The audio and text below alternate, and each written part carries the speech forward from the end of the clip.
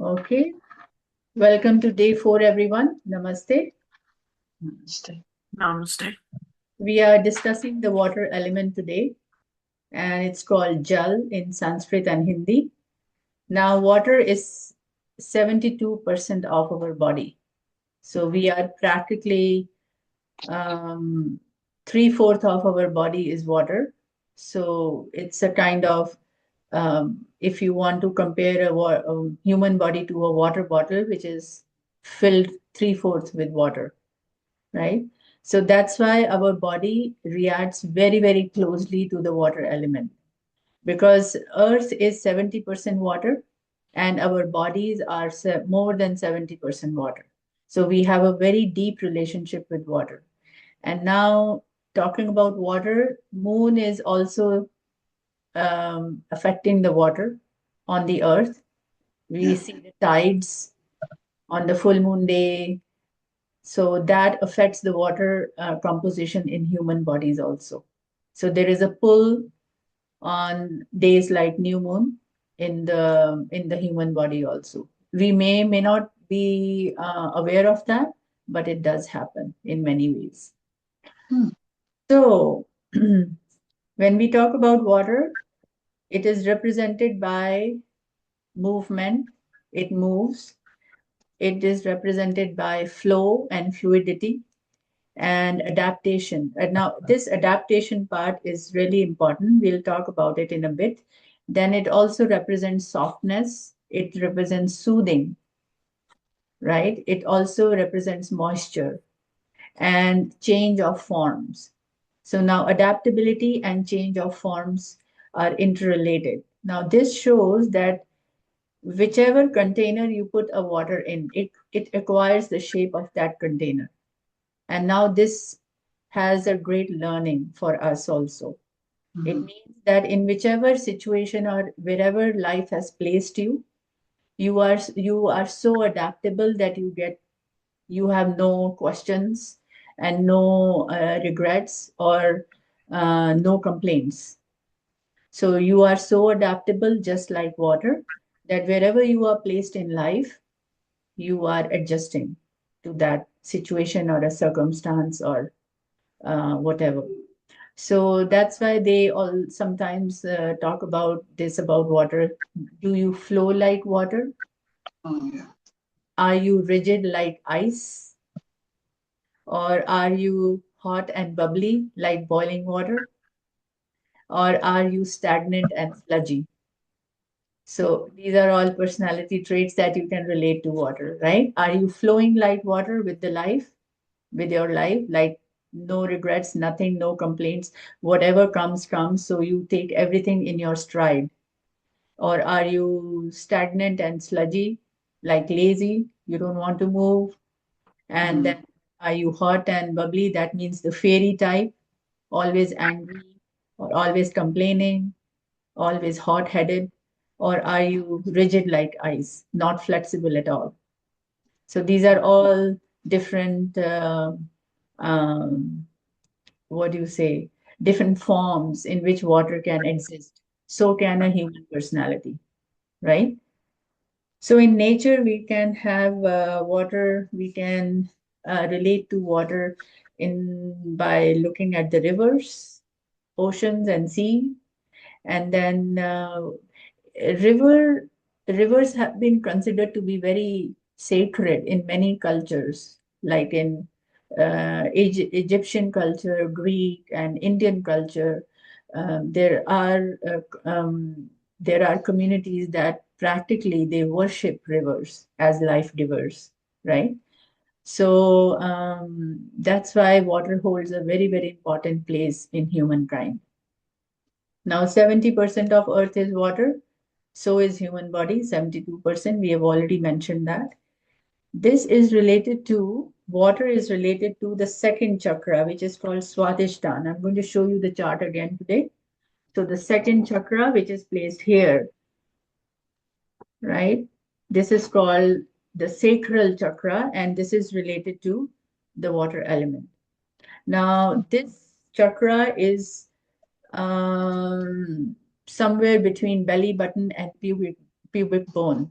So that's why water is more manifested as feminism. It is more manifested as creation, because this is very close to the private parts in a human body, this chakra, Swadhisthana. So that's why it is more related to creativity, and then freedom, then fluidity and power of creation, of course. Now, it controls the water in the human body, controls the movement of different systems, like let's say lymph, blood, and the flow of energy also. It can control everything in the human body, and it also controls the flow of emotions and feelings in the human body. So blood, lymph, saliva, urine, and breast milk, all these are water components. So we can relate to the body as water in these forms: blood, lymph, tears, saliva, and breast milk, semen. All these are water dominant. Now, action of water element, if it is balanced in the body and if it is imbalanced. So when it is balanced, it moisturizes. The first and the foremost action of water in the body will be it moisturizes the body, keeps it damp, keeps it at a certain saturation level, and then it soothes and heals and nourishes the body. And it also it has a great role in digestion also. It is it is a major part of the salivary glands, the saliva, 90% water, right? And then enzymes and acids that are found in the stomach at the time of digestion are water content. So when it is imbalanced in the body, everything that is happening in balanced state reverses. So issues with the digestion, first of all, issues with waste elimination of in the body. So, like constipation, if the body is not hydrated enough, this is the first symptom, constipation. And then bladder control gets malfunctioned. And then we have dry, flaky skin. We can experience hair fall without any reason. And there is something called joint lubrication, lubrication of joints. The most common is knee joints. So there is this fluid called synovial fluid, which is lubricating the knee joints. And when this synovial fluid dries up due to some reason, because that has major water content, then things like arthritis and stiffness in the joints, these things start happening in human body. So that is due to imbalance of water element. Okay. Now, how can we connect with water through our five senses? Touch. Touch will be through cold water therapy or hot water therapy, sauna, steam. Now, cold water therapy, cold showers, cold swim has been considered to be very rejuvenating. And since ancient times, like earlier, people never used to have hot water showers and what the luxury that we have today. They would always have a dip in the rivers and ponds, and that's it, cold water, regardless of the season. And that's why they had stronger immunity than us. That is the main reason. And now, when you have cold showers, it enhances the blood circulation in the body. So that's why the skin remains younger for a longer time. Hot water is not good for skin. That has been scientifically proven. It is just for comfort. We like the hot water shower. So try having a cold water shower tomorrow morning, everyone. See what happens. Okay. And yeah, so water teaches us adaptability. It teaches us to remain soft and at the same time be powerful. Okay. So that's something we can learn from water. Now, coming to taste, it stimulates the taste buds. It is related to sweet and salty taste. So, sweet taste, as we discussed yesterday, is very encouraging and a mood lifter. So that's why sometimes people say if you are having a bad mood, have a chocolate. You must have heard of this, right? You just have a chocolate to pacify yourself or to uplift your spirits. So that's the reason behind it. The sweet taste is always a mood elevator. And salty taste is something that increases salivation in the mouth. And increased saliva means better digestion. So, in times of stress and um, some conditions like anxiety or depression, the if you pay attention, people who are suffering from these conditions, they face dry mouth, lack of saliva. Even in situations, fearful situations, when you are suddenly in a shock or fear, you will notice that your mouth has turned dry. So the saliva dries up. So this is one condition. This is one way you can notice that there is now the water element has gone down in the body. So the body and mind relation can be very well be depicted from this, that if your mind is not peaceful, something happens in the body as well. Okay. So taste buds, the salty taste always enhances saliva. So the salt that we put in our foods is something that gives joy and life to food. Imagine eating food without salt, Mm. unless it has been recommended by the doctor. That's a different thing. But otherwise, we can never imagine because uh, is one taste that brings life to food. Okay. So water element is related to sweet and salty taste. Now coming to smell. Smell, like we discussed yesterday, petrichor. Did anyone Google petrichor and found more about it?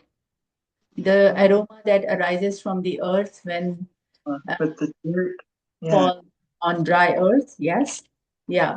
So that's how we can relate to the water element in smell with smell, the sense of smell. And then spending time in nature after rainfall. So paying attention to the dampness of the earth, paying attention to the dampness of the trees, and just inhaling that dampness. That is how we can connect to the water element through smell. And then we have the sound. Sound with water element could be waterfalls. It could be a fountain, Hmm. a natural one, or an indoor fountain at your home that you can place and you just hear that trickling sound. It can help your sleeping patterns also. So if you have it near the room where your bedroom is, then it really helps in calming the mind. And then we have music of sound waves. Then we can have any relaxing waterfall music also if we don't want to have fountains at home. So this is how we can connect with the sound part of it.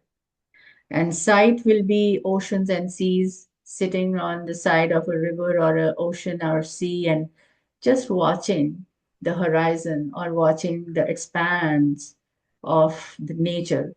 Now, when you sit like this on a seaside or a beach or a riverside, and you are just watching towards that expansion of nature, that gives you that sense of awe. It is Mm. so awe-inspiring. And that awe is going to humble you because that makes you realize that there is something greater power than you, right? So that humbles you, and that humbling feeling will definitely take away your ego as compared to who we are. Now, this brings me to my mind to something that happened with all of us recently, the COVID, right? Uh, Yeah, so that was another way of nature to tell us that look who is in control. yeah, Yeah. So all the superpowers, all the missiles everywhere, all the nuclear bombs couldn't do anything, right? Everyone was just clamoring to remain alive. So something like this kind of feeling also you get when you're just sitting quietly alongside a river or a sea on beach, then just looking towards the horizon and looking at the power of nature. So that helps you to shift your perspective because that brings down your ego to a large extent. So this is how we can connect through our eyes with the water element. Now, how can we relate this to yoga poses and pranayam? Any flowy movement that relaxes you, that soothes you in yoga poses can be related to water element. Something like that takes away your rigidity, the lack of flexibility. So it takes away that and brings you comfort in body and mind. Something like cat and cow, a very gentle sun salutations, not a yeah, fast one, not that is done very quickly and fast with fast breathing, very gentle. And it could be downward dog and how you can hold downward dog to your comfort level. So poses like these can relate to the water element. Pranayam could be diaphragmatic breathing, um, deep breathing in common language, and three-part abdominal breathing. It's also called three-part belly breathing. So we are going to practice that today. Water element, three-part belly breathing, and then we move into deep breathing. Okay? So okay, let's sit first with back upright in a comfortable place. Now, three-part abdominal breathing. Let me explain that quickly first. It consists of nose, chest, and belly. So you are going to breathe three times. You will not stop in between. It's a continuous flow, but you are conscious of where you are taking your breath. So first through the nose, then in the chest, and then in the belly, and then out from the belly, then in the chest, and then out from the nose. So you are breathing in three parts in your inhale and exhale both. Okay, let's try this once and see how this goes. So three breaths first, and then we will have a little talk. Okay, so sit down quietly, getting ready for three-part abdominal breath. Gently inhale through the nose. One. Now take the breath in your chest. Expand the chest. Two. And now inflate your belly. Three. Breathing out from the belly. One. Breathing out from the chest. Relax the chest. Two. And completely breathing out through the nose. Three. Inhale through the nose. One. Chest. Two. Belly. Three. Exhale from the belly. One. Chest. Two. Nose. Three. When you breathe out, try to press your belly button in so you are able to remove all air from your body. One more time. Inhale slowly from the nose. One. Bring the air in the chest. Two. Then in the belly. Three. Exhale from the belly, from the chest. Two. From the nose, 3. Let's continue. 2 more. Inhale, nose, chest. Keep breathing, belly. Breathing out, belly, chest, nose. One more time. Inhale, nose, 1, chest, 2, belly, 3. Exhale, belly, 1, chest, 2, nose, 3.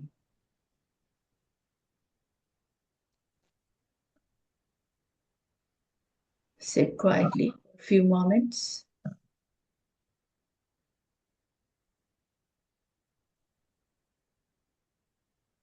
and gently open your eyes.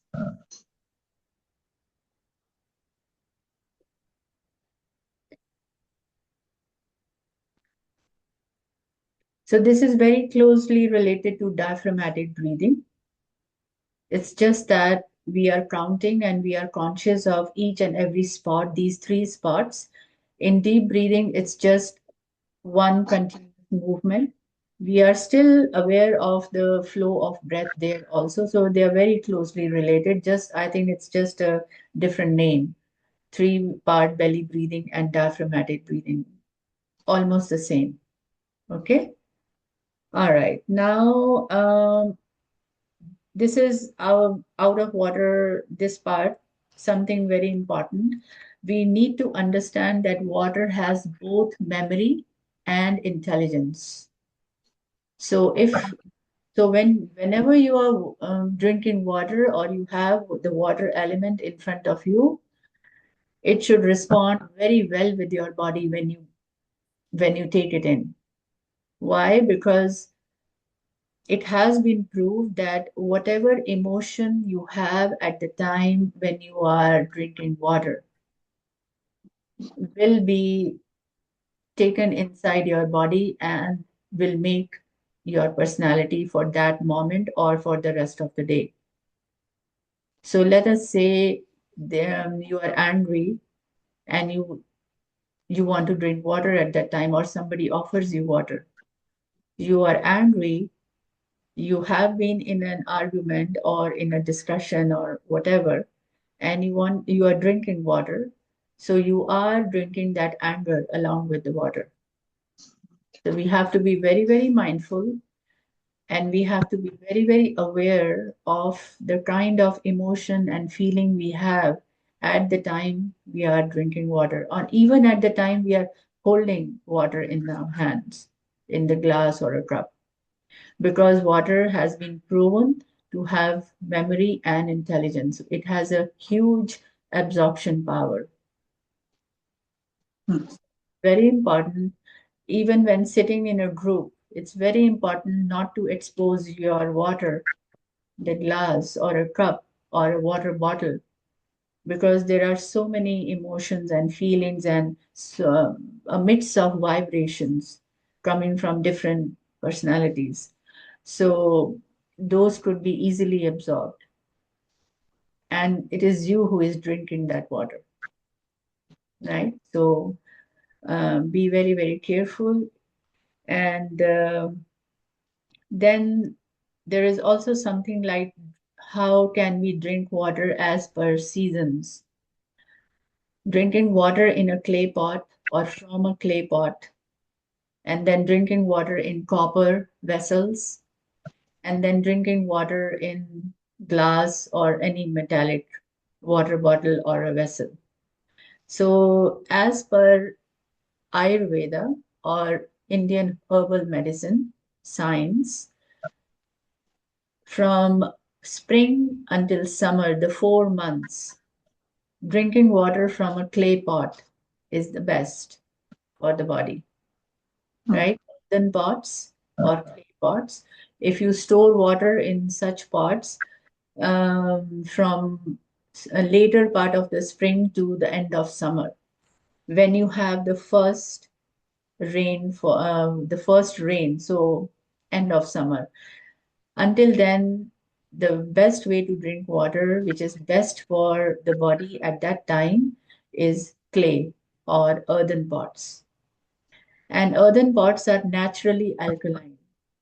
So you don't have to put stuff in the water to make it alkaline. The alkaline water fad these days that is going around. So if you are drinking water from clay pots, it becomes naturally alkaline. So that's why it is very good to drink from an earthen pot in spring and summer. And then after summer, until the end of rainy season, which is the fall, it is very good to drink water in copper vessels. So you can have a copper water bottle or a copper jug. You can store water and keep drinking from there. And in copper, we have to be careful. Also in earthen, we don't have to put warm water in copper vessels. So regular water, the regular temperature of the water, just keep it overnight and then you can drink it the next day. Okay. And for the rest of the season after fall, winter, um, it's good to have clay or it's good to have glass or any other metal, not plastic. Plastic should never be used for water bottles. Yes. Even otherwise, plastic is not something that we should be using for food and water, both. Okay. Any questions? I'm going to open the floor for questions if you have any. I have a question actually. Yes. How to make water alkaline?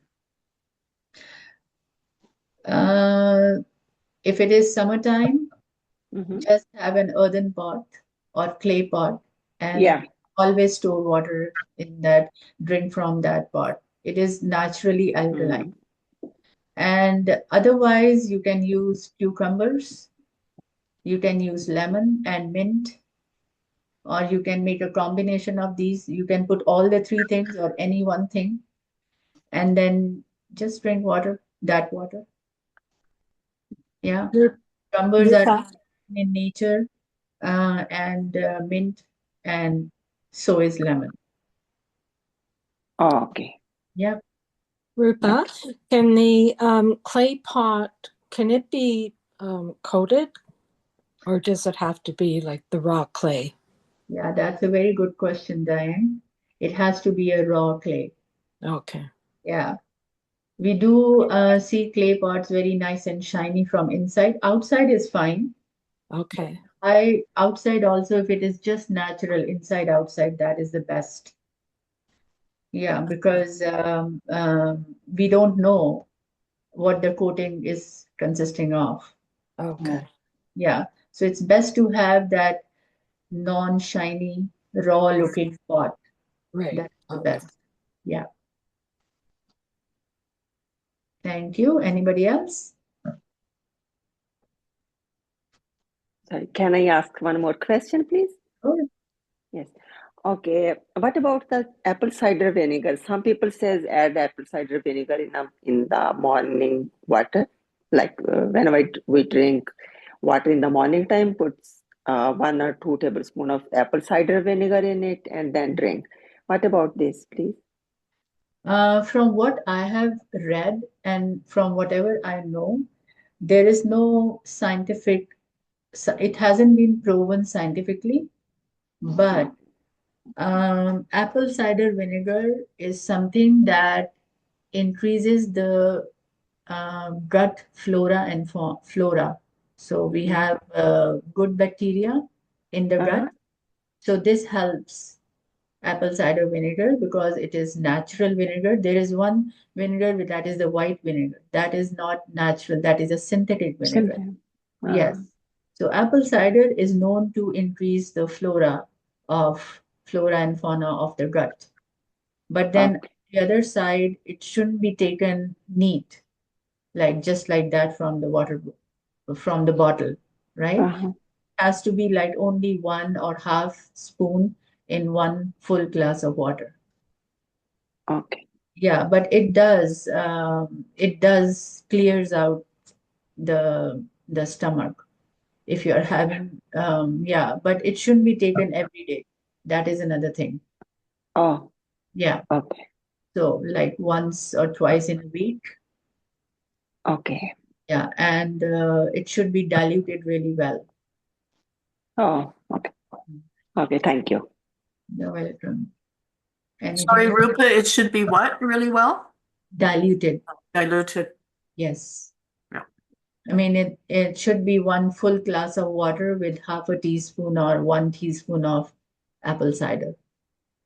But as I mentioned, there is no scientifically proven research on this.